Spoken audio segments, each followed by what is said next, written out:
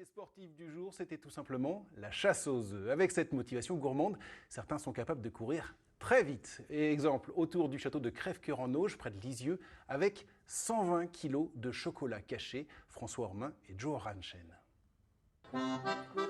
Pour la fête des œufs, le château de Crèvecoeur en Auge a revêtu ses plus beaux atours.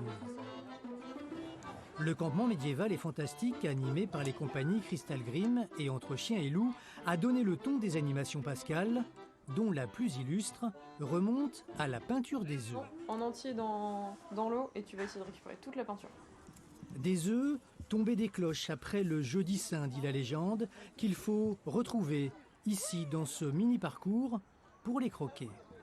Elle est très contente d'être là, très joyeuse. Et puis c'est un bon moment pour elle avec sa maman et sa grand-mère, donc c'est que du bonheur. Dans le verger attenant, top départ pour les plus grands de la chasse aux œufs géante.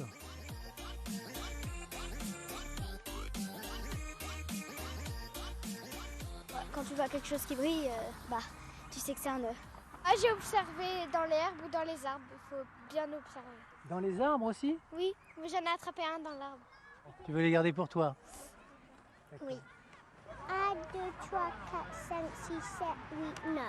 120 kilos de trésors en chocolat à débusquer. Et puis tous les œufs qui mangent pas, finalement c'est nous qui les mangeons, donc c'est pas mal. Dans l'histoire, que ça soit païen, que ça soit religieux, Pâques est lié au renouveau, à la Renaissance, le printemps. Ce qui est important pour nous, c'est de permettre à toute personne, quelle qu'elle soit, de venir dans un lieu de patrimoine, un château. Donc à travers la chasse aux œufs, elle se sent peut-être plus disposée, plus autorisée dans un lieu comme ça. Et ils étaient 1500 aujourd'hui à avoir fait le déplacement pour perpétuer une tradition de joie et de bonne humeur.